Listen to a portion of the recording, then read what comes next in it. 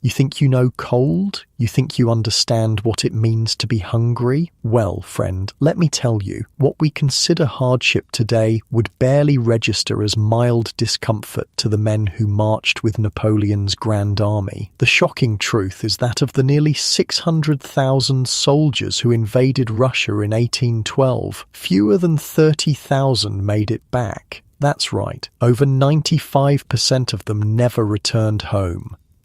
And contrary to what you might believe, it wasn't just the famous Russian winter that killed them. Starvation, disease, and combat had already decimated their ranks long before the first snowflake fell.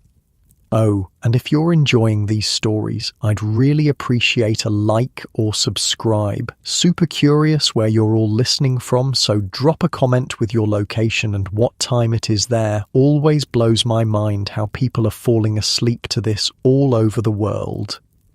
All right, let's head back to France in the early 1800s. Trust me, it's going to be quite a ride. But first, get comfortable. Seriously, adjust those pillows, pull up that blanket, because where we're going, you're going to want to be cozy.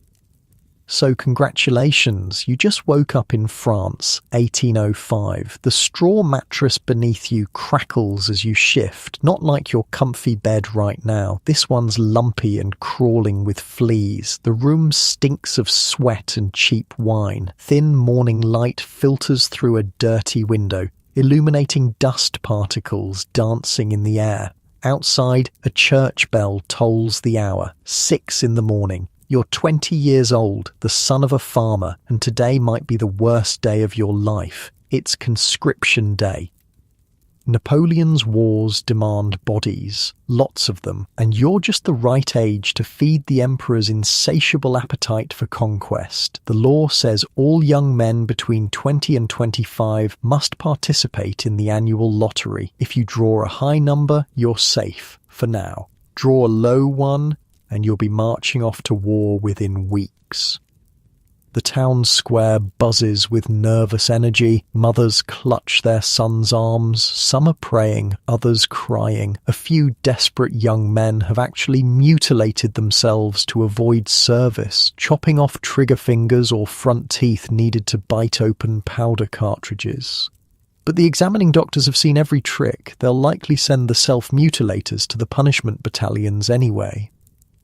Your number is called. Your hand trembles as you reach into the wooden drum. The paper slip feels impossibly small between your fingers. You unfold it slowly, heart hammering in your chest. Number 17. The recruiting officer grins. Report to the barracks tomorrow. Bring nothing. The Emperor provides everything his soldiers need. Your mother collapses against your father. There are options, of course. The wealthy can pay for substitutes, poor men willing to take their place for the right price. But your family has no such money. Some try to run, but gendarmes are efficient at hunting deserters, and the punishments are severe. The bullet, the chain gang. You're going to war. Morning comes too quickly. Dawn hasn't even broken when you report to the recruiting station. You're not alone. Dozens of other young men stand in awkward clusters, some defiant, some terrified, most somewhere in between. A few are actually excited, true believers in Napoleon's vision of France, triumphant. Others have simply accepted their fate with the grim resignation of men who've never had much control over their lives anyway. The recruiting sergeant is a scarred veteran, missing 2 fingers on his left hand. Strip, he orders. Medical inspection. Naked and shivering, you wait your turn as the regimental surgeon examines each conscript. Height, weight, teeth, eyesight, listening to chests with a crude wooden stethoscope. He peers into mouths, checking for the teeth needed to tear open powder cartridges. He examines hands for all fingers, especially the trigger finger. The physically unfit are sent home, not out of mercy, but practicality. The army doesn't want men who'll collapse on the march. 5'7", the surgeon mutters, measuring you. Healthy teeth, good chest, no obvious diseases, Fusilier material. And just like that, you're in the infantry. If you'd been over 5'10", you might have made the grenadiers, the elite shock troops who lead assaults. Under 5'4", and you'd be a voltigeur, the light infantry who skirmish ahead of the main force. At 5'7", you're destined for the line infantry, the backbone of Napoleon's army. They issue your kit immediately. The uniform consists of a blue jacket with white facings, white waistcoat and breeches, black gaiters, and a shako, a tall cylindrical hat with a brass plate bearing the imperial eagle. In addition, you receive a greatcoat, spare shirt, wooden canteen, haversack, and a mess tin. The uniform is surprisingly heavy, the wool thick and rough against your skin. The shako alone weighs several pounds and feels precarious on your head.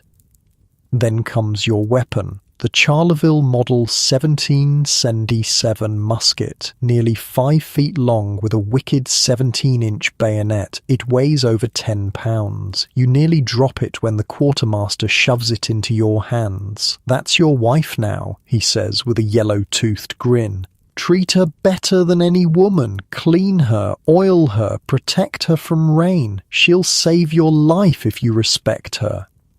You're marched to the barracks where a corporal assigns you a bunk in a long room filled with similar beds. Each accommodates 2 men. Your bunkmate is a veteran named Michel, a farmer's son like you, but with 3 years' service. "First rule," Michel says, not unkindly, "guard your kit with your life. Thieves everywhere. Second rule, learn to sleep when you can. You'll miss sleep more than food on campaign." The training begins immediately, and it's brutal. 16 hours a day of marching, weapons drills, and formation tactics. French infantry fight in close-packed lines, 3 men deep. The front rank kneels, the middle stands, the rear passes loaded muskets forward when fighting in intense engagements. You practice until your arms burn and your legs shake. Left, right, in step, you miserable peasants, the sergeant bellows. You march like old women. The emperor expects 80 paces a minute, every step exactly 2 feet.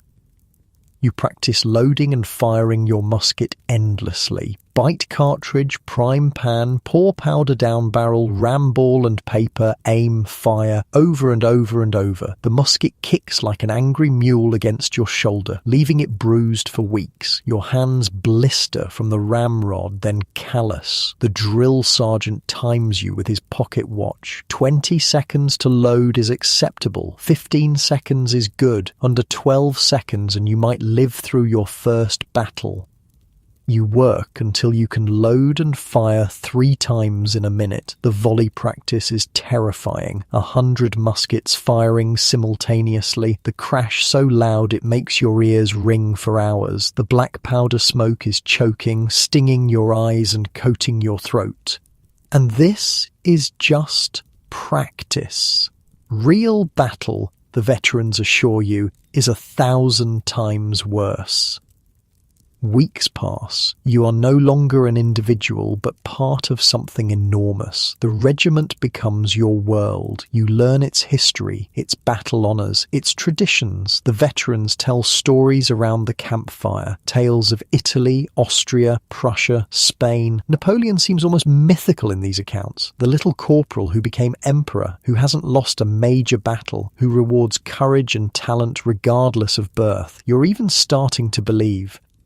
Your training group, originally 120 men, is now down to 97. Some deserted despite the risks. Others were discharged as physically unfit after proving unable to keep up with the demands. The rest of you have changed, tanned, hardened, moving and acting as one unit. Even the spoiled son of the town merchant who arrived with soft hands and a sneer now marches in perfect step beside the butcher's boy and the blacksmith's apprentice. The food is better than you expected. 1.5 pounds of bread daily, half a pound of meat, vegetables when available, and a wine ration that helps ease the soreness after a day of drilling. The pay is meagre, around 8 francs a month for a private soldier. But it's something. Most send half home to their families. The third month brings something new, integration with the main army. Your training unit is broken up, the men distributed among the fusilier companies of the regiment to replace losses from previous campaigns. You find yourself in the 4th Company of the 57th Line Infantry, a regiment so renowned for its fighting spirit that they're known as the Terrible. Your company captain is a short, broad man with a dueling scar across his left cheek. "I don't care where you're from," he announces to the new arrivals. "I don't care who your father was. Show courage in battle, obey orders promptly, and you'll do well here. Show cowardice or hesitation, and you'll answer to me personally."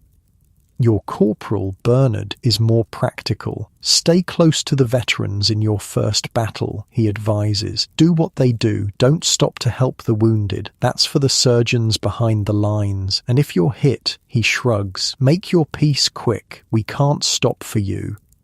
Time accelerates. You're part of Napoleon's Grand Army now, the most formidable fighting force in Europe. The Emperor is preparing for war against the latest coalition: Austria, Russia, Britain. The camps buzz with rumours. "We'll march to Vienna." "No, to Moscow." "We're bound for Cadiz to launch an invasion of England." The veterans laugh at these guesses. "The little corporal keeps his plans close," says Michel. "We'll know our destination when we're halfway there." Orders come suddenly on a cool autumn morning. The entire army is to assemble for review. Over 100,000 men gather on a vast plain outside the city. Regiments form into brigades, brigades into divisions, divisions into corps. The scale is breathtaking. You've never seen so many men in one place. All in formation, weapons gleaming. A ripple of excitement passes through the ranks. The Emperor is coming!"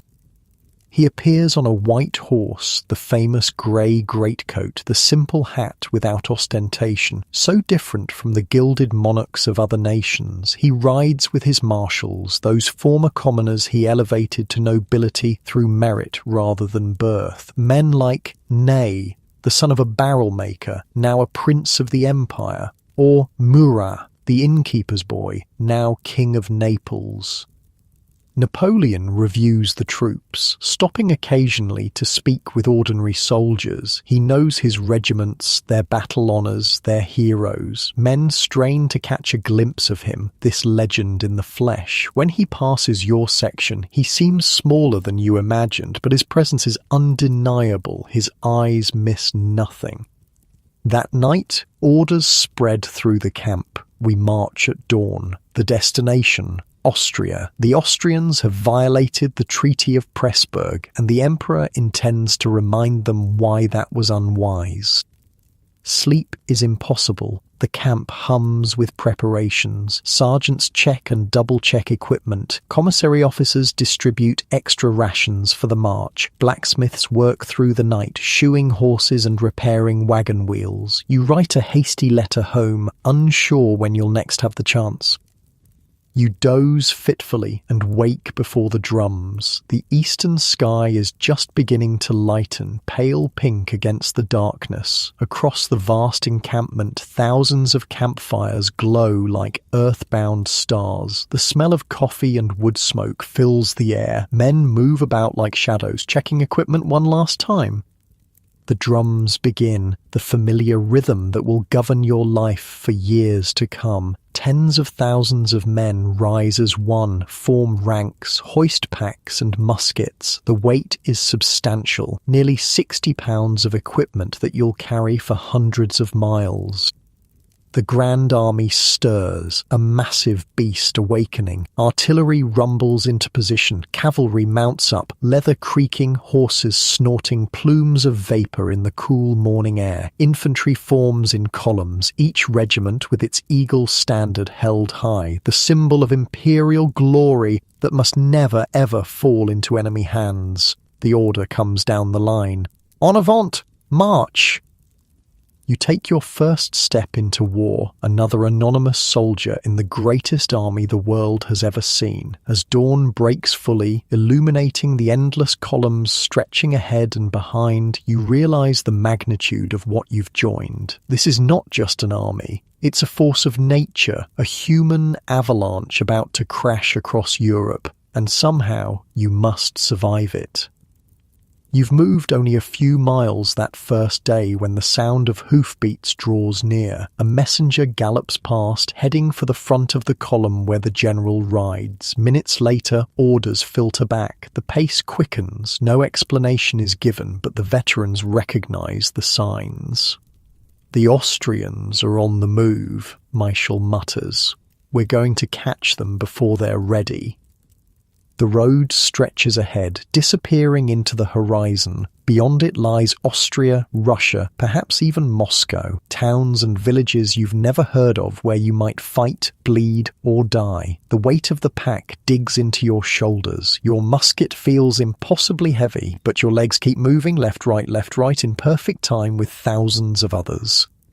You are no longer just a farmer's son from a forgotten village. You are a soldier in Napoleon's Grand Army, and the world is about to learn, once again, why that fact makes emperors tremble. The rhythm of the march becomes your entire world. Left foot, right foot, hour after hour, day after day. The Grand Army moves like a massive serpent across the countryside, consuming everything in its path. 30 kilometers daily, sometimes more when Napoleon demands speed. Your feet blister during the first week. Bloody patches stain your white gaiters as poorly fitted boots rub your skin raw. Veterans show you their trick, rubbing animal fat on your feet each morning, then wrapping them in strips of cloth before putting your boots back on. It helps, but not enough. The pain is constant. "You'll grow leather feet soon enough," Michel promises. "Then only the pebbles matter."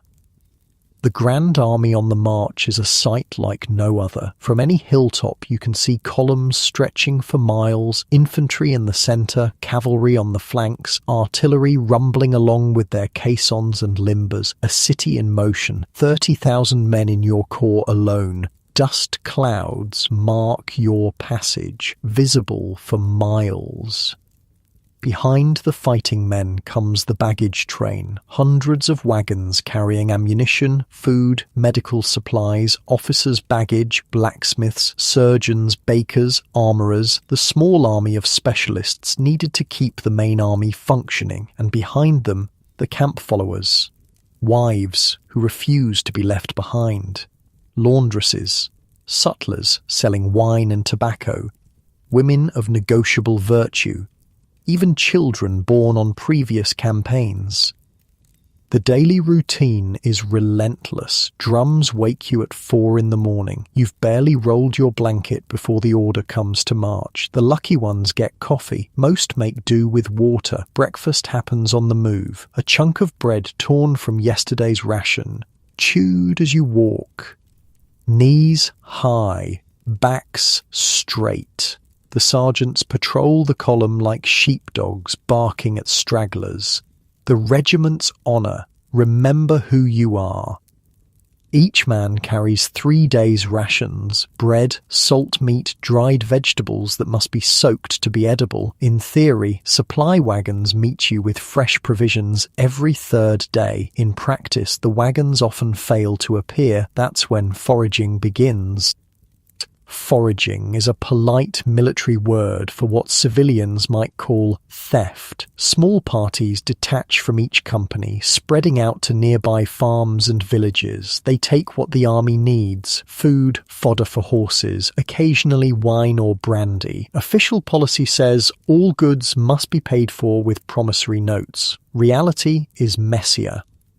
You're assigned to a foraging party on your 8th day of the march. Corporal Bernard leads your group of 6 men to a small farm 2 kilometers from the main road. The farmer meets you at the door, eyes hollow. He's seen armies before. "What can you spare?" Bernard asks, not unkindly. The farmer's larder is already depleted. 3 chickens, half a wheel of cheese, some late cabbages from the garden. It's not enough for a company of 120 men, but Bernard accepts it without argument. He even writes out a proper receipt. The emperor insists on discipline. Not all foraging parties are so restrained. You hear stories: farms stripped bare, wine cellars emptied, livestock slaughtered. The further the army moves from France, the worse the behaviour becomes. The bonds of language and shared nationality no longer constrain the hungriest soldiers. The army's system for feeding its men is impressive in theory. Each corps has its own supply administration with master bakers, butchers, and commissary officers. When everything works perfectly, field bakeries produce thousands of bread rations daily. Mobile slaughterhouses process cattle driven alongside the army, but the sheer scale defies consistent execution. Hunger becomes your companion, not the sharp pangs of total starvation, not yet, but a constant gnawing emptiness. You learn to eat whatever is available, whenever it's available. Raw turnips pulled from fields, unripe fruit. Once, in desperation, your squad boils leather from an old pack to make soup. The Russians will be better, veterans promise. The Russians are afraid of us. They'll leave their stores intact when they retreat. You soon discover the veterans are both right and wrong. The Russians do retreat before the inexorable advance of the Grand Army, but they don't leave anything behind. The policy of scorched earth leaves nothing but burned villages and poisoned wells. The hunger grows more insistent. Water brings its own challenges. Rivers and streams are quickly fouled when thousands of men and horses pass through. Dysentery spreads rapidly. Men weaken, falling out of the column despite the threats of sergeants. Many never catch up again. You learn to dip your canteen upstream from the main crossing points, to add wine or brandy when the water looks suspicious, to never ever drink from stagnant ponds, no matter how desperate your thirst. Sleep becomes precious, rare treasure. Most nights bring only 5 hours of rest, less when on picket duty. The army makes camp late, usually well after sunset, and breaks camp before dawn. You learn to fall asleep instantly whenever opportunity presents, even standing up during brief halts in the march. A soldier who can't sleep on a bed of rocks isn't a soldier yet, Michel tells you. He's just a tired civilian in uniform. Camp life develops its own peculiar rhythms. When the order comes to halt for the night, organized chaos erupts. Regiments move to assigned positions. Engineers mark out defensive works if needed. Cavalry establishes outposts, and the infantry begins the nightly ritual of making camp. Tents are a luxury reserved for officers. Common soldiers sleep in the open when weather permits. When it doesn't, you make crude shelters from branches and greatcoats. 4 men to a shelter, spoon together for warmth, taking turns on the exposed edges. Fires bloom across the landscape as daylight fades. The army becomes a constellation of orange pinpoints in the darkness. Around these fires, the true culture of the army emerges. Men clean weapons while trading rumours and stories. Veterans boast of previous campaigns. Songs rise from different sections of the camp: French, German, Italian, Polish. Napoleon's army is as diverse as Europe itself. The food improves marginally when the army halts. Time to cook transforms even meagre ingredients into something approaching palatability. Each mess group of 6 to 8 men pools their rations. One soldier serves as cook, using the squad's single pot to make soup or stew. On good days, there's meat. On average days, dried vegetables and bread. On bad days, whatever could be foraged. Best cook gets first portion is the unwritten rule. It ensures no one deliberately ruins the communal meal. After dinner comes the true business of the army, maintenance. Uniforms need mending, muskets require cleaning, each part disassembled, wiped clean of powder residue, oiled, reassembled, cartridges checked and counted, shoes repaired with whatever materials are available. The veterans drill this routine into you until it becomes automatic. The Austrian who kills you won't be the one with the shiny bayonet, Bernard says. It'll be the one whose musket actually fires when wet. These evenings also bring gambling. Cards and dice appear from hidden pockets. A month's pay can change hands in an hour. Officers officially discourage gambling, but participate themselves in their own circles. The smart soldiers avoid the games, sending their pay home or saving for the small luxuries that make campaign life bearable. Tobacco, brandy, occasionally women. Hygiene deteriorates with each passing week. Lice infest everyone, regardless of rank. The tiny parasites cause constant itching, interrupted only by sleep or battle. Soldiers develop a characteristic stance, back against a tree, moving side to scratch without using their hands.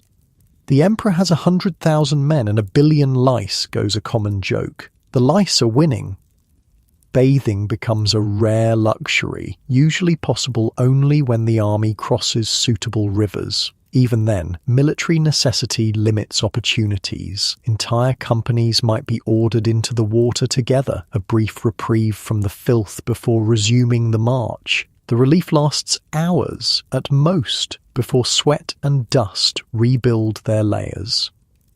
Disease spreads inevitably. Dysentery transforms strong men into hollow-eyed shadows. Typhus arrives next, carried by the very lice that torment you. Fever cases multiply. The medical corps, surprisingly well organized under Napoleon's chief surgeon Baron Larry, does what it can.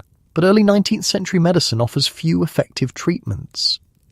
Piss clear, march far becomes your squad's unofficial motto. Those whose urine turns dark or bloody soon find themselves in the ambulance wagons. Many never return to the ranks. You're lucky. A farm boy's constitution, hardened by years of physical labor, serves you well. You suffer the minor miseries, blisters, lice, occasional diarrhea from questionable water, but avoid the killers that thin the ranks without a shot being fired. Others aren't so fortunate. Your friend Claude, a tailor's apprentice from Lyon, collapses during a particularly grueling march. By nightfall, his fever rages so high that he no longer recognizes you. The surgeons take him. 3 days later, word filters back. Claude is dead.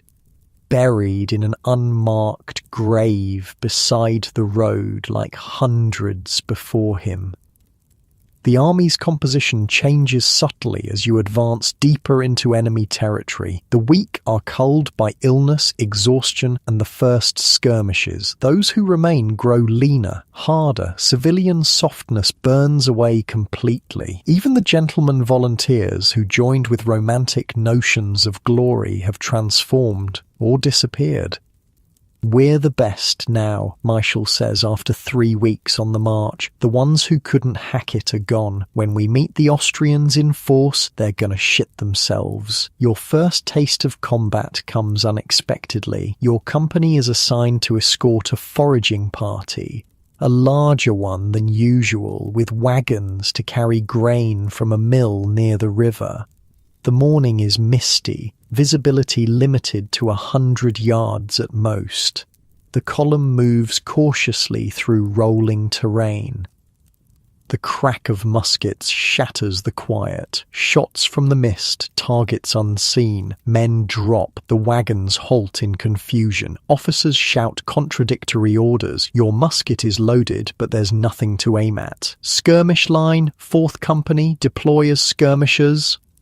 Training takes over. Your company spreads out 5 paces between each man. Advance toward the firing. Your heart hammers so hard you're certain everyone can hear it. The taste of copper floods your mouth. Your hands tremble as you cock your musket. More shots. Closer now. Through gaps in the mist you glimpse green uniforms. Austrian Jaegers, light infantry, the enemy. You fire your first shot in anger. The musket kicks against your shoulder. Black powder smoke obscures your vision momentarily. You have no idea if you hit anything. Probably not. Combat veterans say it takes 100 musket balls to kill one enemy soldier. The firefight lasts perhaps 20 minutes. The Austrian skirmishers melt away as French cavalry appears on their flank. 4 men from your company are wounded, 1 dead. The mill is secured. The wagons fill with precious grain, a minor victory in a small action that won't even be recorded in the regiment's history. But you've crossed a threshold. You've seen the elephant, as the veterans say, fired at other men with intent to kill, risked death yourself. Something fundamental has changed. You're a soldier now, truly and completely. That night, the veterans treat you differently. You've joined their brotherhood. They share wine, slap your back, include you in conversations previously closed to raw recruits. Not bad today, Bernard says, the closest thing to praise you've heard from him. Next time, aim lower. Everyone shoots high their first battle. The army continues its relentless advance. Towns appear, are occupied briefly, then disappear behind you. You struggle to remember their foreign names. They blur together. Just places where the column paused, where you slept one night on cobblestones instead of dirt, where perhaps you found a wall to shelter from rain. Somewhere in this advance, your perception of time changes. Days lose their individuality, marked only by growing distance from home. Future and past become less relevant than the immediate present. The next step, the next meal, the next hour of sleep, even letters from home, when they rarely arrive, seem to describe a world that no longer fully exists for you. The seasons shift. Summer heat gives way to autumn chill. Your greatcoat, once carried rolled atop your pack and cursed for its weight, becomes your most treasured possession as night temperatures drop. Campfires burn longer. Men cluster closer. Winter's coming, the veterans mutter. Better finish this business before snow.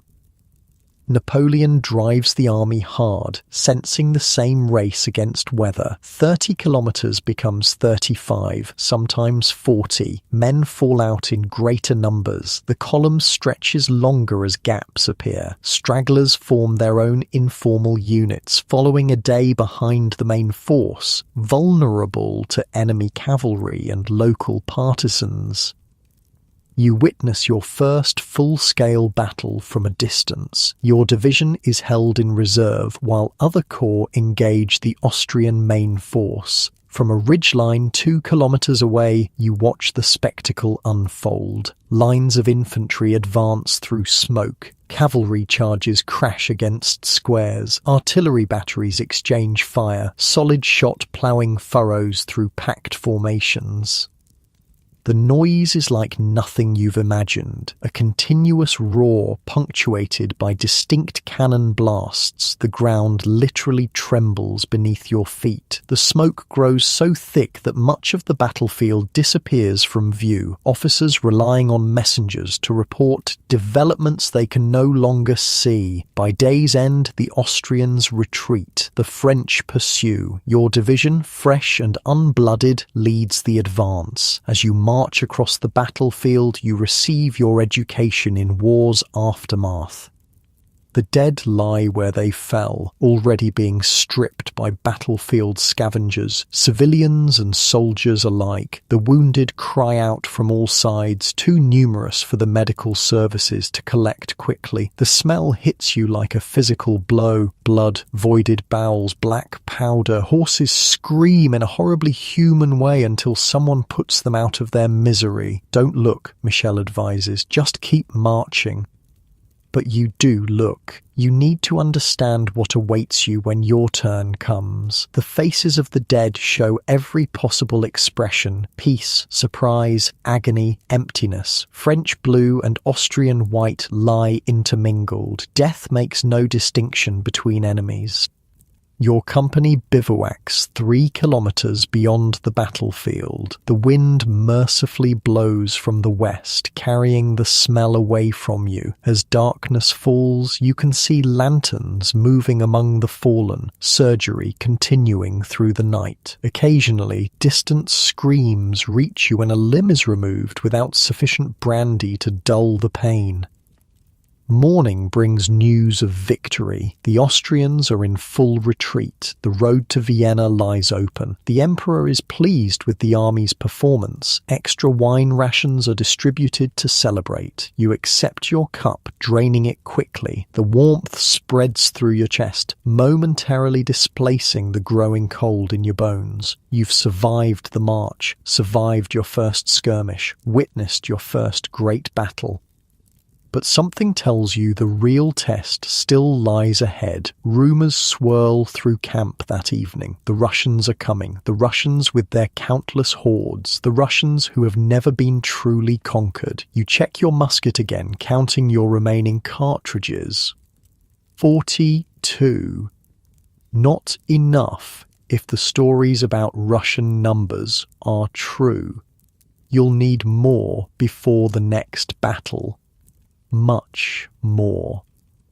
The night before a major battle has a peculiar feeling. A strange electric tension hangs in the air. Men speak more quietly than usual. Some write letters home. Others sleep with unusual soundness, as if their bodies instinctively gather rest before exertion. Many simply stare into campfires, lost in private thoughts.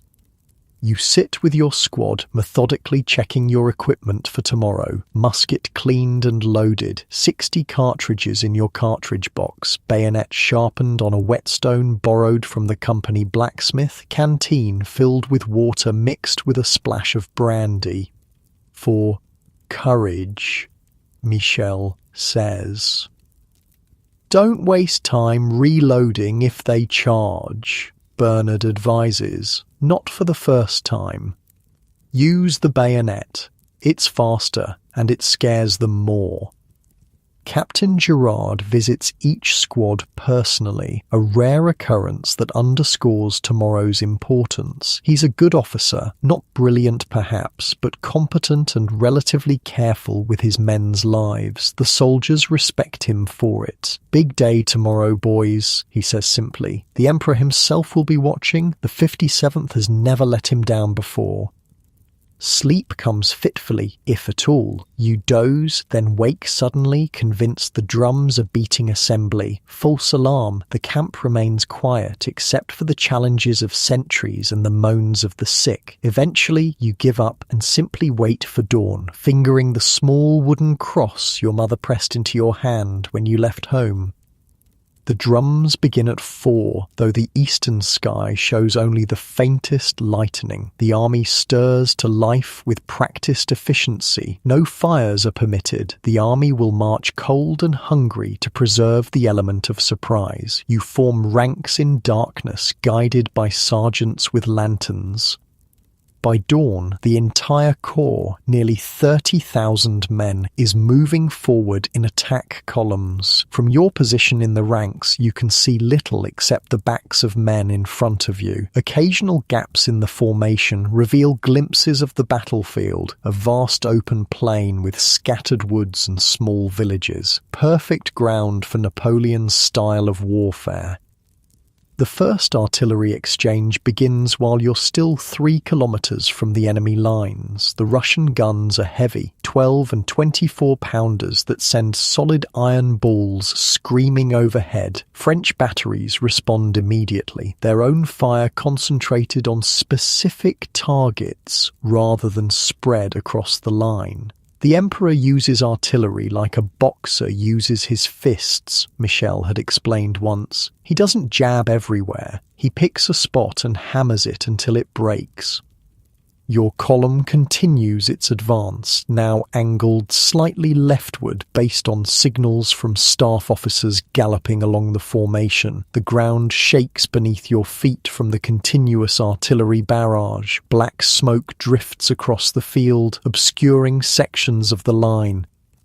The first casualties occur even before you see the enemy. A Russian round shot plows through your battalion's left flank company, knocking down 8 men like bowling pins. The column barely hesitates, closing ranks automatically. The wounded who can walk stagger toward the rear.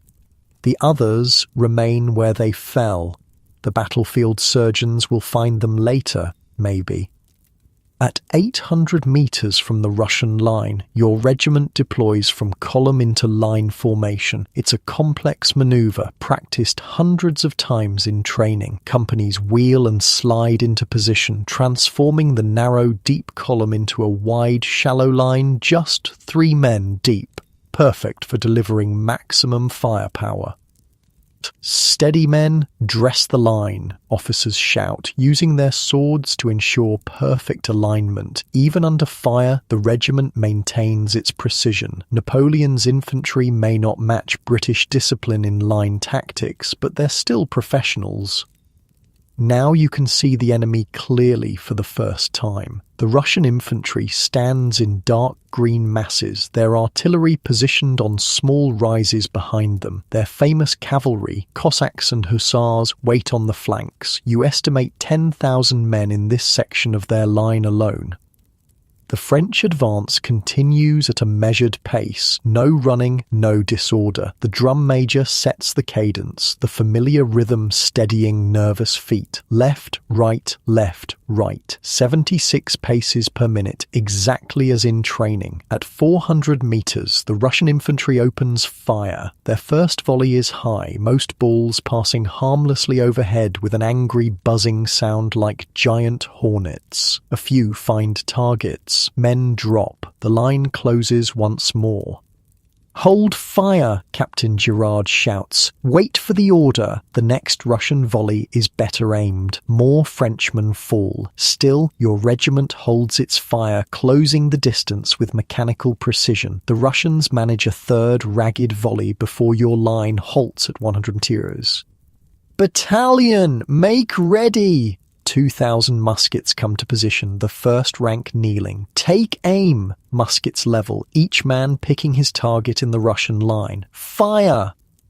The crash is deafening. 2,000 muskets discharge simultaneously, sending a storm of lead into the Russian infantry. The effect is devastating. Entire sections of their line disappear in the smoke, dozens of men falling from that concentrated blow. There's no time to observe the damage. You're already reloading automatically, fingers performing the practiced motions. Bite cartridge, prime pan, charge barrel, ram ball, return ramrod. The taste of gunpowder fills your mouth, gritty and bitter. Second rank, make ready, take aim, fire. Another crash as the second rank delivers its volley, then the third rank, then back to the first. The regiment maintains a continuous rolling fire, each rank shooting in sequence. The Russians respond in kind. The space between the armies fills with smoke so thick you can barely see 50 meters. You lose track of time. Load, fire, load, fire. The barrel of your musket becomes too hot to touch near the muzzle. Sweat pours down your face, cutting tracks through the powder residue, blackening your skin. Your right shoulder throbs from the musket's recoil. Around you, men fall constantly. A ball strikes the soldier to your right, entering his chest with a sound like a melon being thumped. He looks surprised more than anything else, coughs once, then collapses. There's no time to help him. The man behind steps forward to take his place. The noise is indescribable, a constant roar punctuated by individual cannon shots and officers' shouts. Through it all, the drums maintain their beat, providing the essential rhythm that holds the regiment together. After perhaps 30 minutes of this exchange, something changes in the Russian line. Their fire slackens. Gaps appear in their formation. "They're wavering!" someone shouts. "Forward!" Incredibly, the regiment begins to advance again, still firing. The Russians break, not in a panicked rout, but a controlled withdrawal, moving back 200 meters to a new position where they reform. The French follow cautiously, maintaining their line. A staff officer gallops up to your battalion, shouting something to the colonel. Moments later, orders spread down the line. Form square, cavalry approaching. This is the nightmare scenario for infantry. Caught in line formation when enemy cavalry attacks, the regiment reacts instantly, companies wheeling inward to form a hollow square, 4 ranks deep on all sides. Bayonets project outward like a porcupine's quills. You find yourself in the front rank of the square's rear face. Kneel, first rank, fix bayonets. You drop to one knee, plant your musket butt against the ground, and angle the bayonet outward at horse chest height. The 3 ranks behind you will fire over your head when the time comes. The Russian cavalry appears through the smoke, heavy cuirassiers in gleaming breastplates, sabres held high. The earth trembles under hundreds of hooves. The noise of their approach is like an avalanche. "Hold steady!" the colonel shouts. "Wait for the command." The instinct to run is nearly overwhelming. 1,000 kilograms of horse and armoured man charging directly at you tests courage like nothing else. Some men break, trying to push their way into the square's centre. Sergeants beat them back into line with the flat of their swords. "Third and fourth ranks! Present! Fire!" Muskets crack just above your head, the concussion ringing your ears. The Russian cavalry charge falters as dozens of riders fall, but the momentum carries the rest forward. They crash against the square like waves against a cliff. A horse looms directly before you, its rider slashing down with his sabre. Your bayonet catches the horse in the chest. The animal screams, a horribly human sound, and rears backward, unseating its rider. The man falls almost at your feet. Before he can rise, the soldier beside you drives his bayonet into the Russian's throat. The cavalry swirls around the square, probing for weaknesses, cutting down any man who breaks formation. Finding no entry point, they eventually withdraw to regroup. The square holds. "Reform line," comes the order, once the horsemen have retreated beyond charging distance. "Resume advance." This cycle repeats throughout the day. Advance in line, exchange fire, form square against cavalry, reform line. The regiment moves forward in a series of bloody increments, leaving a trail of dead and wounded behind. By mid-afternoon, your cartridge box is almost empty. Your ears ring so badly you can barely hear orders. Your arms ache from reloading. Your face is completely black from powder residue. You've fired so many times that your right thumb is raw and bleeding from flipping open the musket's frizzen. But the Russians are finally breaking. Their withdrawal becomes less orderly. Gaps in their line widen. The French sense victory and press harder. Napoleon commits his reserves. The Imperial Guard held back until this crucial moment. The magnificent bearskin-wearing grenadiers march forward in perfect order, their appearance alone often enough to break enemy resistance. "The Guard is committed," passes down the line. "Victory is ours." A great cheer rises from the French army. The Russians accelerate their retreat, abandoning artillery pieces they can no longer withdraw. Cossacks cover their withdrawal, darting in to harass any French units that advance too eagerly. By sunset, the field belongs to the French. The Russians have retreated 5 kilometers to a new defensive line. They've lost perhaps 8,000 men and 30 cannon. French losses are similar, though as the victors, they hold the field and can recover their wounded. Now comes the battle's grim aftermath. With firing ceased, the full extent of the day's carnage becomes apparent. The ground between the original lines is carpeted with dead and wounded from both armies. The injured cry out for water, for their mothers, for death to end their suffering. Your regiment establishes bivouac a kilometre behind your final position. Too exhausted to construct proper shelters, most men simply drop where they stand. You've been on your feet for 16 hours, engaged in combat for 10 of them. Your body has nothing left to give. But rest doesn't come immediately. First, there's roll call. Each company accounts for its losses. Your company began the day with 112 men. Only 74 answer when their names are called. Some of the missing 38 are dead, others wounded and evacuated. A few simply disappeared in the chaos, deserted, captured, or wandering lost behind Russian lines. Captain Girard looks a decade older than he did that morning. His uniform is torn and blood-stained, though he himself appears unwounded. He says little during roll call, merely nodding as each surviving man answers. Night brings the battlefield scavengers, official and unofficial. Stretcher parties from the medical corps search for wounded. Burial details begin the impossible task of interring thousands of dead before disease spreads, and the camp followers emerge to strip the dead of anything valuable: coins, watches, boots, even teeth to be made into dentures. You witness a more organised form of looting as well. Each regiment sends parties to recover equipment from the fallen: muskets, cartridge boxes, canteens. The army can replace men more easily than material. The medical situation is nightmarish. French military medicine under Napoleon is actually advanced for its time. Baron Larry's flying ambulances, horse-drawn carts that retrieve wounded directly from the battlefield, are a genuine innovation. The French medical corps practices triage, prioritizing those most likely to survive if treated quickly.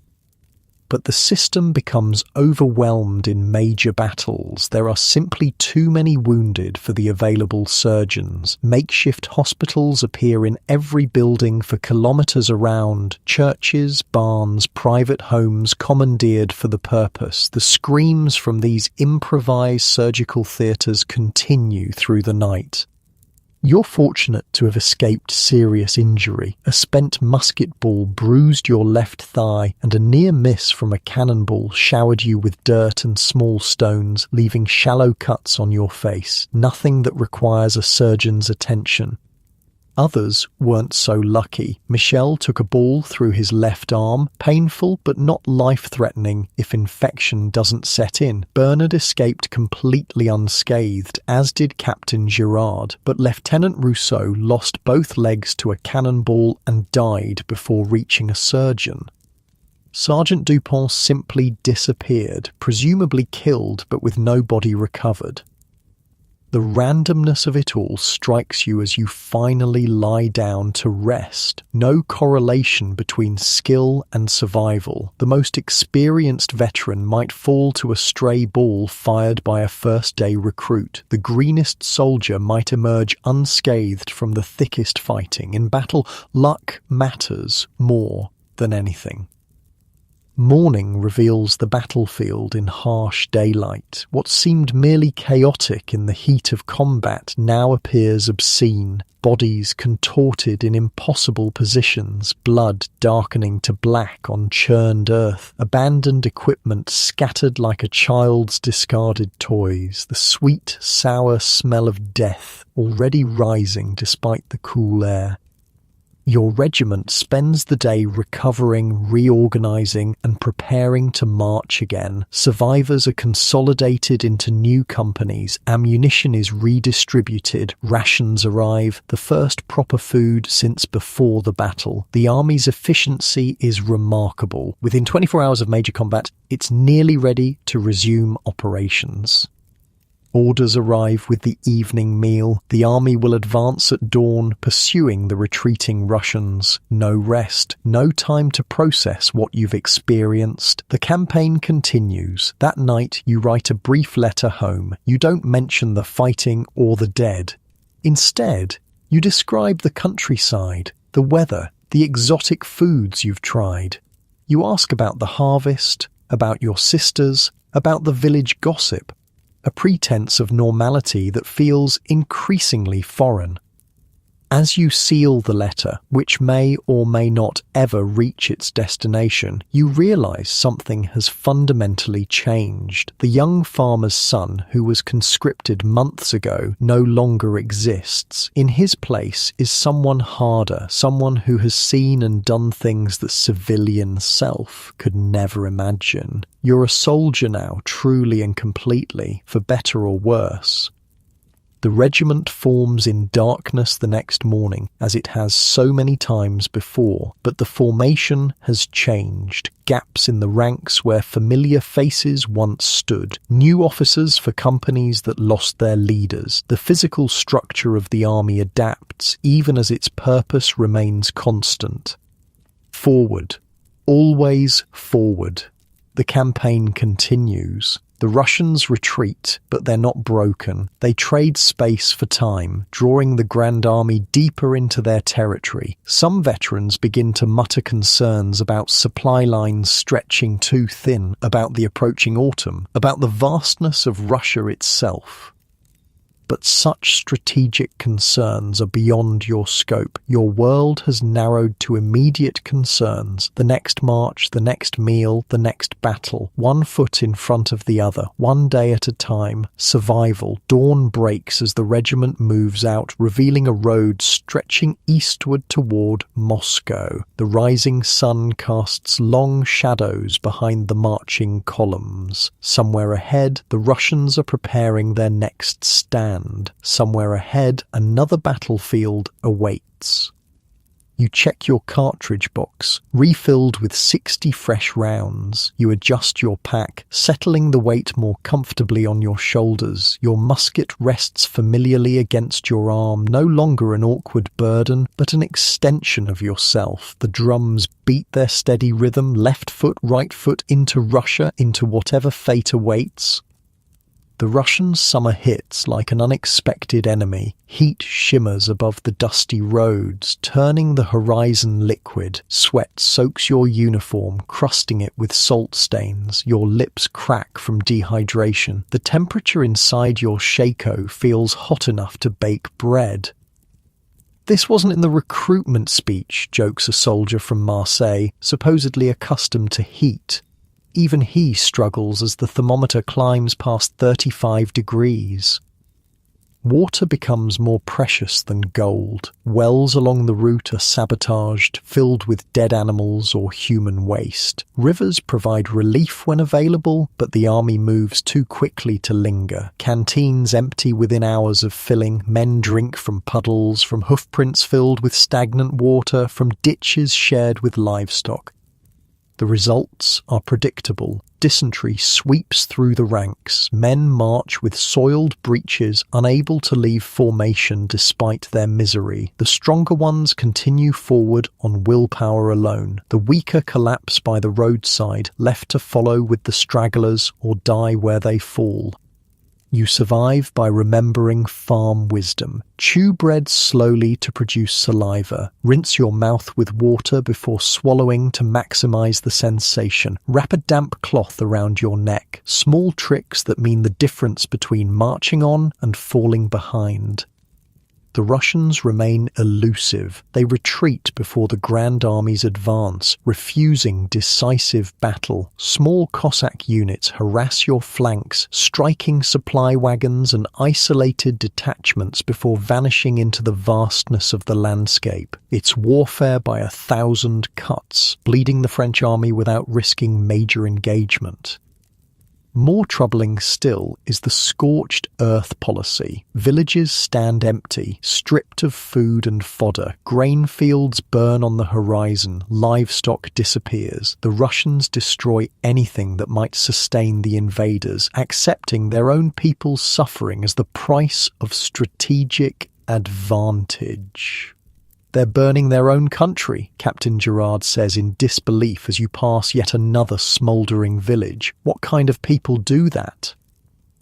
"Smart ones," replies Bernard. "The sergeant has developed a grudging respect for Russian tactics. They know we can't bring enough supplies for 500,000 men. Either we starve or we go home." Supply becomes the army's greatest challenge. The wagons struggle to keep pace as the advance lengthens. Roads deteriorate under the traffic of thousands of men, horses, and vehicles. Distances stretch beyond the original planning estimates. Food rations shrink from adequate to minimal to starvation levels. "The Russians will be beaten before Moscow," Napoleon allegedly tells his generals. Whether from genuine belief or necessity, the army continues its relentless push eastward. "Your regiment is fortunate compared to many. Colonel Meunier understands logistics better than most. He establishes rotating foraging parties, assigns men specifically to locate water sources, and strictly regulates consumption. Miraculously, the 57th maintains almost 80% strength, while other regiments dwindle to half their original numbers." Borodino changes everything. After months of retreat, the Russians finally turn to fight just 125 kilometers from Moscow. On September 7th, 1812, the armies clash in what will become the bloodiest single day of the Napoleonic Wars. Your regiment forms part of Marshal Davout's Incorps, positioned on the French right flank. The objective: capture the Bagration flèches, 3 arrow-shaped earthworks protecting the Russian line. The battle begins at dawn with the familiar artillery bombardment, but at an unprecedented scale. Over 1,000 cannons fire simultaneously, creating a continuous thunder that makes the ground vibrate beneath your feet. The fighting defies description. Ranks advance through smoke so thick you can barely see the man beside you. The Russians defend with suicidal determination, counterattacking each time the French seize ground. Men grapple hand-to-hand in the earthworks, using bayonets, musket butts, even bare hands when weapons break. By day's end, the French hold the field, but at catastrophic cost. Your company entered battle with 68 men. 23 survive unwounded. Captain Gerard is dead, his body unrecoverable in the confused fighting around the central flesh. Michel loses his remaining arm and bleeds to death before reaching a surgeon. Even the seemingly invincible Bernard takes a ball through the thigh, though he refuses evacuation. The overall casualties stagger the imagination. The French suffer around 30,000 dead and wounded. Russian losses approach 45,000. The narrow ridge where the heaviest fighting occurred disappears entirely beneath a carpet of bodies. The wounded lie where they fell, too numerous for the medical services to collect quickly. Their screams continue through the night, gradually diminishing as death claims the most severely injured. Victory feels hollow. The Russians retreat in good order rather than collapse. Their army remains intact, if diminished, and the Grand Army is now a shadow of the force that crossed the Niemen River in June. Disease, starvation, and combat have reduced its strength by over half. The survivors are exhausted, undernourished, and increasingly doubtful of ultimate success. but Moscow beckons, just 7 days' march away. Surely there, in Russia's ancient capital, the campaign will reach its successful conclusion. Peace will be negotiated, supplies will be plentiful, the sacrifices will prove worthwhile, the reality proves cruelly different. Your first glimpse of Moscow comes on September 14th. The city appears on the horizon like a mirage, hundreds of towers and domes gleaming in the autumn sunlight. After months of hardship, the sight revives flagging spirits. Surely such a magnificent prize justifies all suffering. But as the vanguard enters the city, disturbing reports filter back. Moscow is nearly empty. Its population of 270,000 has vanished, leaving only a few thousand behind. There is no delegation to surrender the keys to the city, no officials to negotiate, just silence and abandonment. That night, the fires begin. Whether by Russian design or French carelessness, flames erupt across the city. The predominantly wooden structures burn with terrifying speed. By the second day, nearly 2/3 of Moscow is ablaze. The heat becomes so intense that regiments camped in the central squares must withdraw to the outskirts. The sky turns black with smoke, then orange with reflected firelight. Your company shelters in an abandoned church on the city's western edge, watching the apocalyptic scene unfold. The stone building remains cool despite the inferno-consuming surrounding structures. For the first time in months, you sleep on a floor instead of bare ground. It feels like unimaginable luxury. The fires burn for 5 days before gradually subsiding. What remains is a blackened shell, shelter without sustenance. The Russians had evacuated food stores and destroyed what couldn't be moved. Even the vodka warehouses were emptied. Moscow offers roof but no bread, protection but no provisions. Napoleon establishes his headquarters in the Kremlin, which largely escaped the flames. He waits for Russian overtures of peace. Days pass, then weeks. No communication arrives. Meanwhile, autumn deepens. Temperatures drop. The first frosts appear in early October. "We can't winter here," veterans mutter around campfires. Not without supplies, not with the Russians still in the field. The emperor seemingly reaches the same conclusion. On October 19th, after 5 weeks in Moscow, the order spreads throughout the army. Prepare to withdraw. The Grand Army will return to friendly territory, establishing winter quarters in Lithuania and Poland before resuming the campaign in spring. What no one yet realizes is that they're already too late. The retreat begins orderly enough. The army departs Moscow in reasonable condition, carrying what supplies could be salvaged from the ruins. Napoleon attempts a southward route to pass through unspoiled territory, but Russian resistance forces the French back onto the same road they took during the advance, a path already stripped of resources months earlier.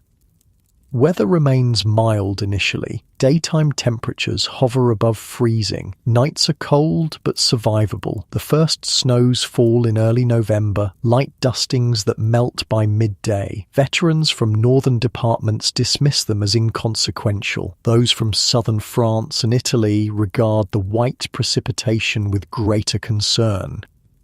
Their concern proves justified. On November 6th, winter arrives in earnest. The temperature plummets to -20 degrees Celsius. Snow falls continuously for 30 hours, accumulating knee-deep on the roads. Overnight, the strategic retreat transforms into a desperate struggle for survival.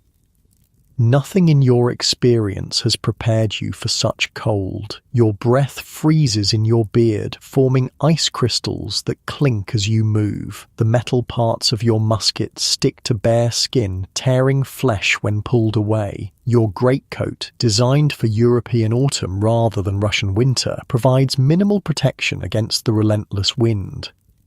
"Keep moving," Bernard rasps, his voice barely audible through his frozen mustache. The sergeant's leg wound has partially healed, though he walks with a pronounced limp. "Stop moving, you die. It's that simple." He's right. Men who sit to rest never rise again. They're found the next morning, frozen solid in lifelike postures, sometimes still clutching letters or small keepsakes. The road becomes lined with these human statues, macabre signposts marking the army's passage. Frostbite claims extremities with terrifying speed. Fingers and toes turn black within hours of exposure. Noses and ears follow. The lucky ones reach field hospitals where surgeons amputate the gangrenous flesh before infection spreads. The unlucky, the vast majority, simply endure, watching pieces of themselves die and fall away. Starvation compounds the misery. Supply wagons bogged down in snow or abandoned when horses died. Foraging parties find nothing in the already stripped countryside. Men resort to increasingly desperate measures. Horse meat becomes the primary sustenance, consumed raw when fire materials can't be found. When horses themselves become scarce, soldiers turn to boiling leather equipment to extract minimal nutrition. You witness men fighting to death over a dead raven. Others scrape bark from trees, chewing the bitter inner layers for hours to extract microscopic sustenance. A few resort to cutting flesh from the recently dead, an unspeakable taboo that nonetheless occurs with increasing frequency as rational thought gives way to animal hunger. Discipline collapses throughout much of the army. Regiments that once maneuvered with precision on parade grounds now resemble shuffling mobs. Men discard equipment that might slow their progress. First non-essentials, then weapons themselves. Only the Imperial Guard maintains substantial cohesion, their distinctive uniforms still visible amid the chaos. Your own regiment survives better than most, primarily through Bernard's leadership. After Captain Gerard's death at Borodino, no replacement officer reached the company. The sergeant, now acting lieutenant by necessity if not rank, enforces brutal but effective survival measures.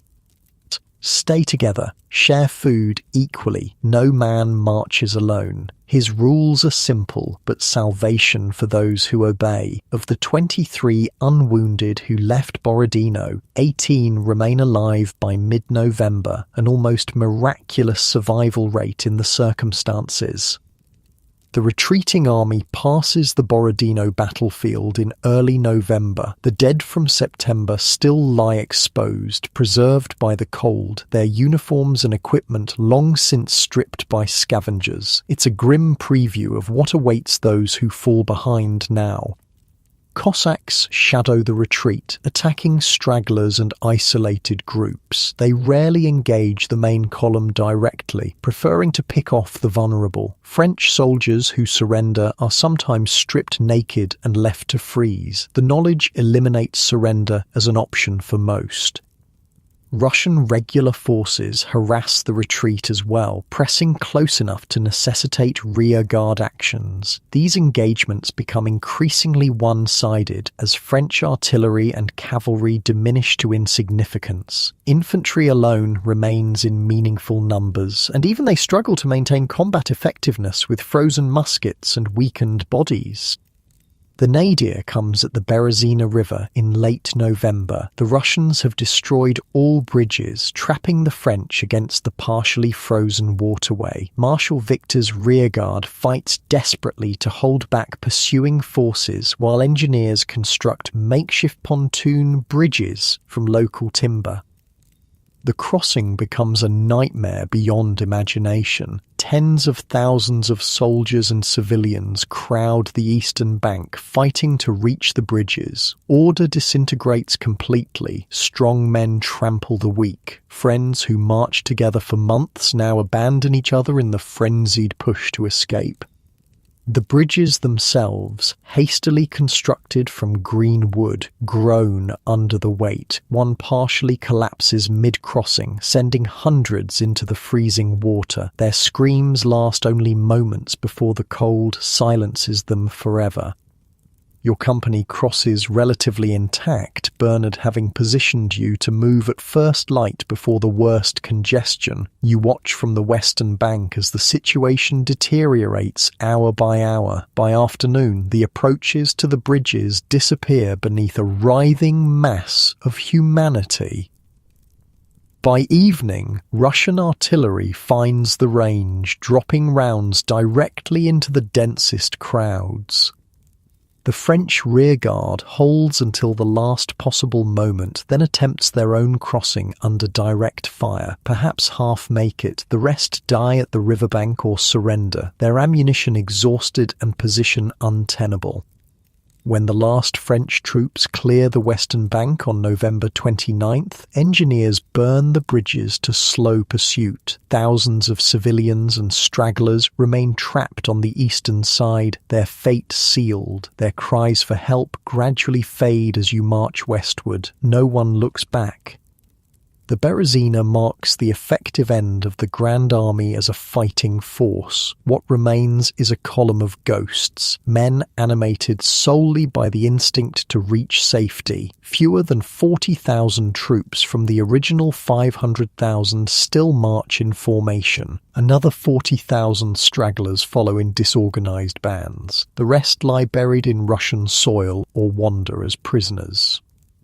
December brings even colder temperatures, reaching -30 degrees Celsius. Men die by the hundreds each night, their bodies left where they fall as the column shuffles onward. The survivors develop a 1,000-yard stare, their gazes fixed on some middle distance. Minds retreated to inner sanctums where current reality can't fully penetrate. You march westward through this frozen hell, one foot mechanically following the other. Your toes are numb, possibly already dead, but you dare not remove your boots to check. Your face is wrapped in strips torn from your spare shirt, leaving only your eyes exposed. Frost forms on your eyelashes, occasionally freezing your eyes shut until body heat melts it. Food exists now only as memory. You haven't eaten in 3 days, not since the last horse from your company was slaughtered and distributed in carefully measured portions. Water comes from snow melted in your mouth, the cold burning your gums but providing essential hydration. Bernard still leads, though his commands have reduced to basic instructions. Keep moving, stay awake, march west. The sergeant seems indestructible, a force of nature rather than mere flesh. When 2 men from another company try to steal your remaining food, he kills both with his belt knife. His movements economical despite exhaustion and hunger. The first friendly outposts appear in mid-December, Lithuanian villages still under nominal French control. The remaining troops stagger into these havens, collapsing beside fires, consuming whatever food is available. Many die from eating too quickly after prolonged starvation, their bodies rejecting sudden nourishment. For those who survive, the worst is over. Supply depots established during the advance still function in major towns. Fresh troops arrive from Western Europe, shocked by the condition of the veterans they encounter. Medical services overwhelmed by frostbite and exposure cases establish triage protocols that condemn the most severely injured to palliative care only. Your regiment, now a company-sized formation, reaches Vilnius on December 24th. The city appears impossibly civilized after months in the field. Stone buildings, glass windows, food markets, women in clean dresses. The contrast with recent experience creates cognitive dissonance, as if you've awakened from a particularly vivid nightmare. Bernard secures lodging in a tannery's storeroom. The space is warm, the floor covered with straw. The owner provides soup and black bread in exchange for protecting his property from looters. It's the first time you've slept indoors since Moscow, the first decent meal in weeks. That night, as Christmas Eve bells ring across the city, you examine yourself in a broken mirror found among discarded equipment. A stranger stares back, skeletal face, patchy beard crusted with ice and dirt, eyes sunken into dark ringed sockets, uniform in tatters held together with string and wire. "Merry Christmas," Bernard says, raising a cup of watered brandy. His toast contains no joy, only recognition of survival against impossible odds. You touch your cup to his, the closest thing to celebration possible in the circumstances. Outside, snow continues falling on a broken army. The Russian campaign has failed catastrophically. Napoleon himself has abandoned the retreat, racing ahead to Paris to raise new armies and contain the political damage. Those who staggered back from Moscow are the merest remnant of the grand army that crossed the Niemen with such confidence months earlier. But you're alive, somehow. Against all probability, you've survived what will be remembered as one of history's most disastrous military campaigns. The cost has been beyond calculation, not just in lives, but in humanity itself. Things witnessed and done that can never be shared with those who weren't there. As you drift towards sleep, your thoughts turn to spring and the campaign that will inevitably follow. The war continues. The Emperor will demand more blood, more sacrifice, and you will give it, not from patriotism or glory, but because the army has become your only home. These hollow-eyed survivors, your only family. The bells continue their cheerful pealing, the sound incongruously festive amid such desolation. Tomorrow will bring new challenges, but for tonight, at least you rest in relative safety, one of the few who lived to tell the tale of Napoleon's Russian campaign. Winter light filters through the grimy window of your temporary quarters in Vilnius. The January sun offers illumination without warmth, much like the Emperor's latest proclamation posted throughout the city. Napoleon, now safely back in Paris, declares the Russian campaign a strategic withdrawal rather than a defeat. The dead, hundreds of thousands, go unmentioned. Bernard reads the proclamation aloud to the 7 surviving members of your company, his voice flat and emotionless. No one comments when he finishes. What is there to say? Those who walked through hell know the truth regardless of official narratives. Recovery proceeds slowly. Your frostbitten toes, 3 on your left foot, 2 on your right, turn black and eventually fall off, a relatively minor injury compared to many. Some men lose entire feet, others their noses or ears. The luckiest suffer only fingers, expendable appendages in peacetime occupations.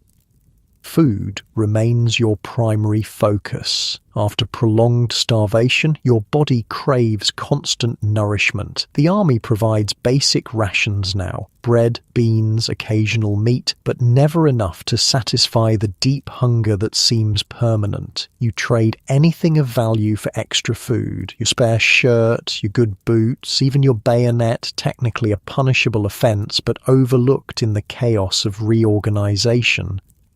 Keep your musket, Bernard advises as he watches these transactions. Spring will come, and with it, another campaign. He's right, of course. The disaster in Russia has emboldened Napoleon's enemies. Prussia declares war in February. Austria seems likely to follow. Britain continues funding any nation willing to fight France. The Emperor requires soldiers now more than ever, and surviving veterans, however damaged, are too valuable to discharge. Orders arrive in late January. All able-bodied men are to proceed to Königsberg, where the army is reassembling. Those too injured for immediate service will convalesce in local hospitals before rejoining their units. The truly incapacitated, men missing limbs or suffering severe frostbite, will return to France as invalids. You fall into the first category despite your missing toes. Walking remains painful but possible. The frozen stumps have healed into strange, rounded nubs that throb constantly. You develop a rolling gait to minimize pressure on the damaged areas. It's ungainly but functional. The journey to Königsberg takes place in relative comfort compared to recent experiences. The army provides wagons for equipment, sparing soldiers from carrying full packs. Villages along the route have been instructed to provide lodging and food. The bitter cold continues, but shelter each night makes it survivable. Bernard remains your de facto leader, though he's never received official promotion. The sergeant's organizational skills prove invaluable during the transition. He secures better quarters than most, arranges extra rations through connections with supply officers, and shields his men from the worst duties during reorganization. "They'll make me lieutenant when they need warm bodies to lead attacks," he says with grim humor. "Until then, I'm happy without the extra target on my chest." Königsberg presents a surreal contrast to the nightmare of the retreat. The Prussian city functions normally despite the military occupation. Shops open daily, women promenade along boulevards, theatres perform comedies and light operas. Life continues as if the frozen corpses lining the road from Moscow were merely a disturbing dream.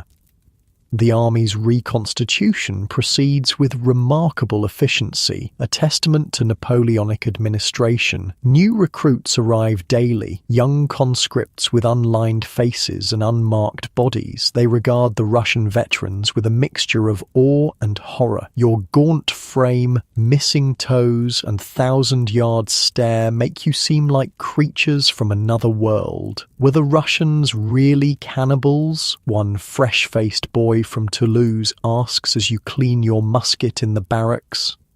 "The Russians weren't the cannibals," you reply flatly. The boy doesn't ask follow-up questions. Interaction between veterans and new recruits remains minimal by mutual, unspoken agreement. You have nothing to say that they could comprehend. They have nothing to offer except painful reminders of your own lost innocence. Only necessity will bridge this divide, the necessity of combat where experience means survival.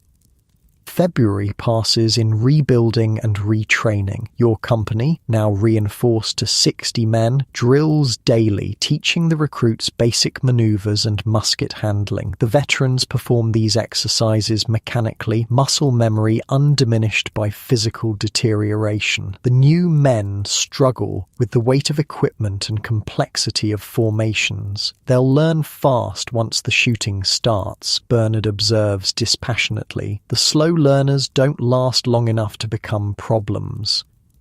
March brings spring's first tentative appearance. Snow recedes from south-facing slopes. Ice breaks on the river. Birds return from winter migrations. Your body begins to recover some of its former strength as regular meals restore lost muscle mass. The nightmares, vivid dreams of the Berezina crossing or the Moscow fires become less frequent. Orders arrive with the thaw. The 57th Regiment will march west to join Marshal Ney's 3rd Corps near Magdeburg. The new campaign season approaches. Napoleon has raised another army, smaller than the Grand Army of 1812, but substantial nonetheless. France's seemingly inexhaustible manpower continues to amaze its enemies. The march to Magdeburg passes through countryside showing increasing signs of hostility. Prussian villages provide required supplies, but without the enthusiasm once shown to French forces. Doors close as the column passes. Women shield children from view. Men watch with barely concealed hatred from shadows. "They smell blood in the water," Bernard comments after a particularly cold reception. "Russia showed them the emperor isn't invincible." The 3 Corps assembles near Magdeburg in late March, approximately 40,000 men under Marshal Ney's command. Your regiment forms part of General Souham's 8th Division, a formation comprised primarily of veteran units. The division's mission becomes clear during initial briefings. You will serve as the Corps' heavy infantry, deployed where fighting will be fiercest. Napoleon's strategy for 1813 emerges through orders and preparations. Despite catastrophic losses in Russia, the emperor plans an offensive campaign. Allied forces, now including Russia, Prussia, and Sweden, are organizing in northern Germany. The French will strike before this coalition reaches full strength, seeking to defeat each army in detail before they can combine. Same old Napoleon, a veteran artillery sergeant comments during an evening meal shared with infantry NCOs, always looking for the decisive battle, always gambling everything on one throw. His tone makes clear this isn't entirely a compliment. The Russian campaign has bred a new cynicism among survivors, a questioning previously unthinkable in the Grand Army. They will fight, they have no choice, but the unquestioning faith in Napoleon's infallibility has died somewhere on the road from Moscow. April brings the campaign's first battles. The French advance rapidly through Saxony, winning several minor engagements against Prussian forces. Your regiment participates in the Battle of Lutzen on May 2nd, a hard-fought French victory that demonstrates both the army's resilience and its weaknesses. The most glaring deficiency is cavalry. The horses lost in Russia cannot be quickly replaced, leaving Napoleon without adequate reconnaissance and pursuit capabilities. Infantry and artillery must carry a heavier burden, resulting in higher casualties. Your own experience at Lutzen differs significantly from previous battles. As a veteran, you're now positioned in the rear rank, responsible for steadying new recruits and maintaining formation integrity. Bernard, finally promoted to lieutenant after 3 sergeants die in a single artillery barrage, leads with a cold efficiency that inspires confidence, if not affection. The battle's aftermath reveals both victory and concerning signs. The French hold the field, but Prussian morale remains unbroken. The enemy retreats in good order rather than disintegrating, as in previous campaigns. Their new volunteers, men fighting for national liberation rather than royal ambition, show surprising determination for inexperienced troops. "They're fighting for their homes now," Bernard observes as your company bivouacs on the battlefield. Always harder to beat a man defending his own doorstep. The campaign continues through spring and into summer. Battles blur together. Bautzen, Dresden, Leipzig. The massive engagement at Leipzig in October proves particularly costly. Over 600,000 men participate across 3 days of fighting, making it the largest battle in European history to that point. The French ultimately retreat, their strategic position in Germany untenable. Through these battles, your perspective gradually shifts from participant to observer. You perform your duties competently, loading, firing, advancing when ordered, but with emotional detachment. The fear that once accompanied combat has disappeared, replaced by a fatalistic acceptance. You will live or die by chance, not skill. The understanding brings a strange tranquility. "You've got the veteran's eyes now," Bernard tells you after Leipzig as the army retreats toward the Rhine. Seeing everything, feeling nothing. He's not entirely correct. You still feel, not fear, but a deep weariness that permeates bone and spirit. Each battle, each march, each bivouac in muddy fields extracts something vital that never fully replenishes. By late 1813, you're running on fumes, animated by habit rather than purpose. The Allied pursuit continues relentlessly. French forces fight rearguard actions across Germany, then into France itself as the war finally reaches home territory. Napoleon performs miracles of generalship during the 1814 campaign, defeating larger forces through brilliant maneuvering. But even genius has limitations. The emperor simply lacks sufficient men to hold back the combined armies of Europe.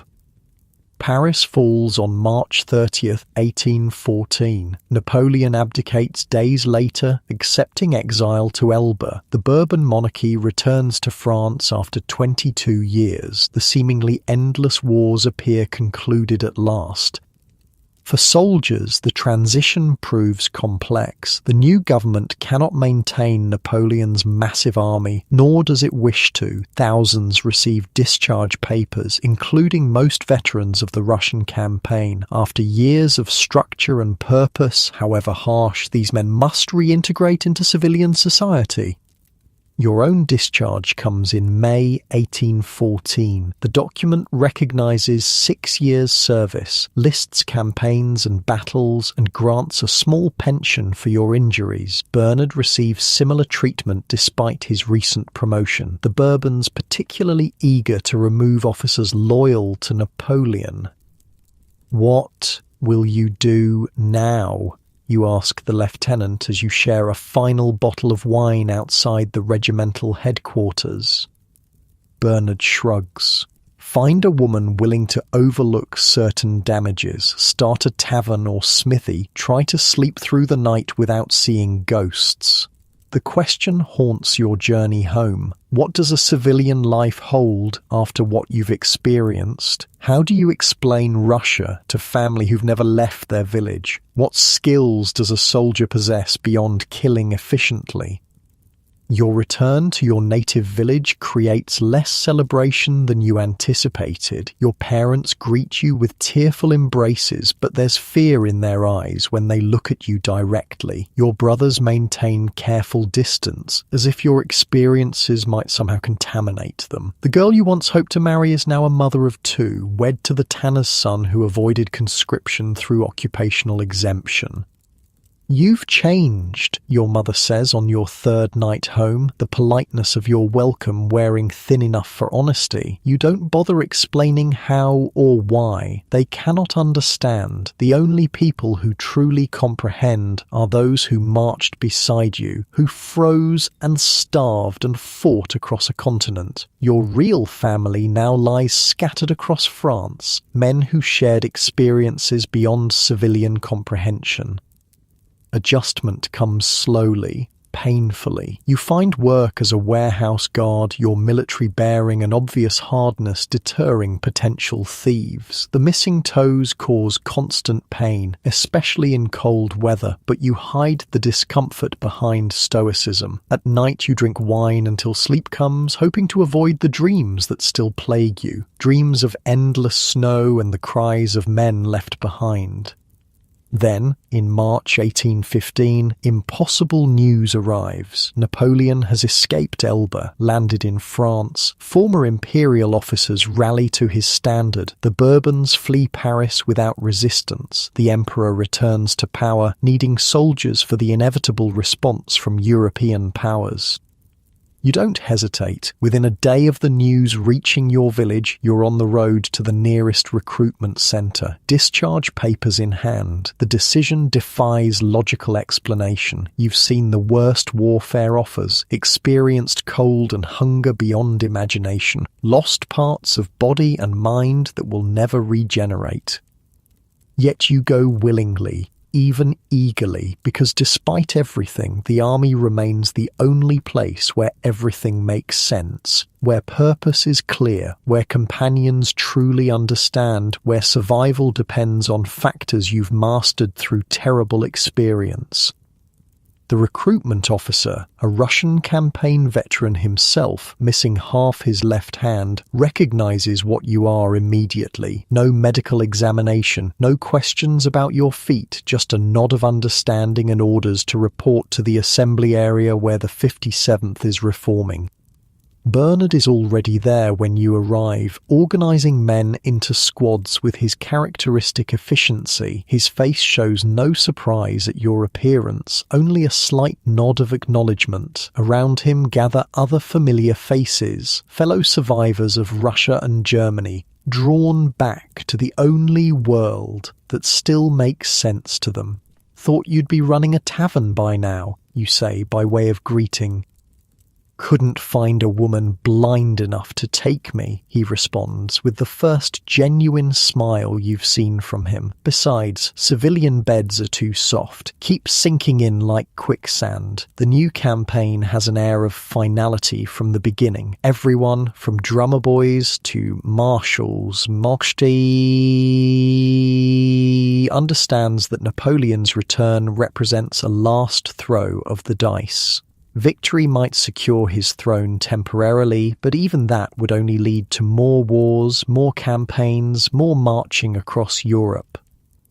Yet you prepare with the thoroughness drilled into you through years of service. Your equipment, much of it retained from previous enlistment, is cleaned and organized methodically. Your musket disassembled, inspected, reassembled with practiced hands. The physical routine brings comfort, connecting present to past in tangible ways.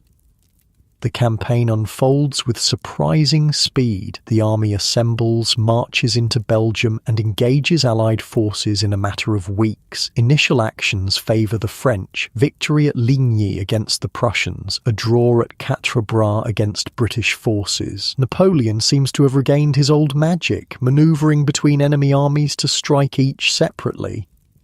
Then comes Waterloo on June 18th, 1815. Everything that can go wrong does. Rain delays the French attack, giving Prussian forces time to march to Wellington's aid. Marshal Ney launches cavalry charges prematurely, exhausting this precious resource against unbroken infantry squares. The Imperial Guard, the army's ultimate reserve, commits to a final desperate attack and recoils for the first time in its history. By day's end, the French army disintegrates, not just defeated but shattered beyond recovery. Napoleon abdicates for the second time days later, eventually surrendering to British custody. The 100 Days campaign ends as it began, with the Emperor in exile and Europe attempting to rebuild from decades of warfare. For the soldiers, especially veterans, the aftermath brings difficult transitions. The restored Bourbon government views Napoleon's returned men with deep suspicion. Many face charges of treason, others receive dishonourable discharges that eliminate pensions.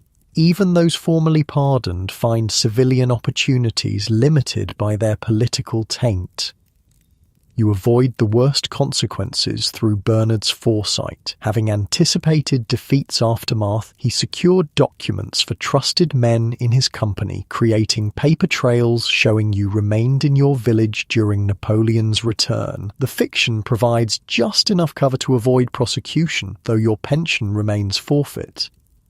Life settles into quieter rhythms as years pass. You eventually establish a small freight hauling business, your military experience with logistics providing unexpected civilian application. Marriage comes later, to a widow who lost her first husband at Borodino, perhaps the only woman who truly understands your nightmares and silences.